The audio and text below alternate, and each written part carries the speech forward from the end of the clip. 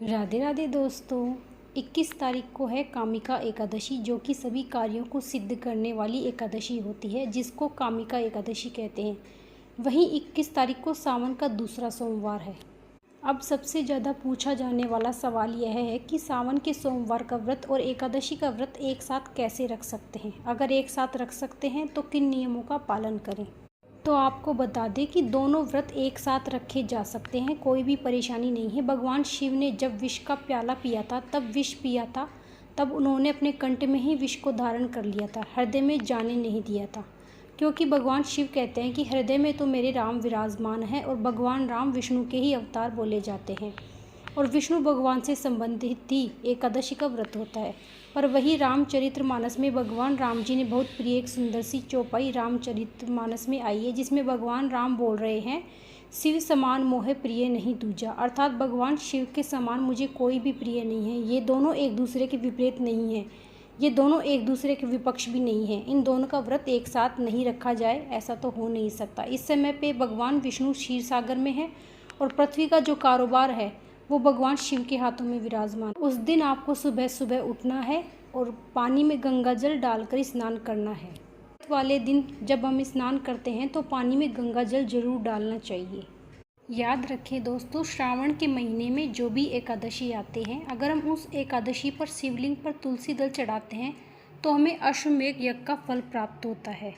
शिवलिंग पर बेलपत्र चढ़ाइए, बेलपत्र के ऊपर ओम नमः शिवाय जरूर लिखिएगा। इस दिन शिव जी पर शमी का एक पत्ता भी जरूर चढ़ाइएगा। बोलते हैं कि एक शमी का पत्ता 100 बेल पत्र के बराबर होता है। श्रीमद् भागवत गीता में दान और तप, इन सब का बड़ा विशेष तौर पर वर्णन किया गया है। तप माने जब हम व्रत करते हैं तो अपने शरीर को हम लोग एक तरीके से तपाते हैं। तो श्रीमद् भागवत गीता में यह कहा है कि यज्ञ दान तप कर्म न त्याजम कार्यम तत्, अर्थात मनुष्य को प्रयास करके कार्य नहीं छोड़ने चाहिए। वो 3 कार्य कौन से हैं बोलो? एक यज्ञ है, एक तप है और एक दान है। इन तीनों कार्यों से मनुष्य शुद्ध होता है, मनुष्य पवित्र होता है। इस कार्य को करते रहना चाहिए। परंतु कलयुग में ही तो यहाँ तक आ गया है कि कल काल में अगर हम यज्ञ थोड़े कम हो और तप भी थोड़ा कम हो तो भी कोई बात नहीं है। परंतु हमको क्या करना चाहिए कि हमें कलयुग में दान से विशेषतः रुचि रखनी चाहिए, करते रहना चाहिए। दान से व्यक्ति का चित्त शुद्ध होता है, वित्त शुद्ध होता है और फिर जीवन शुद्ध होता है। इसके लिए दान से कभी भी पीछे नहीं हटना चाहिए। और जो लोग दान करते रहते हैं उनका तो फिर क्या ही कहना। जो श्रावण मास की कामिका एकादशी का व्रत करते हैं, बहुत बड़ा फल है।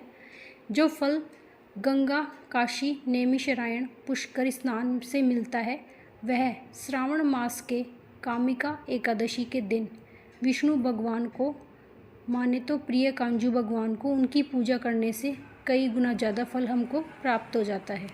और भगवान कहते हैं कि मुझे कोई सोने से नहीं ले सकता, मुझे चांदी से नहीं खरीद सकता, मुझे कोई संपत्ति से नहीं खरीद सकता, लेकिन तुलसी दल से मुझे खरीद सकता है। इस दिन प्रयासरत होकर मनुष्य को नारायण भगवान की सेवा करनी चाहिए।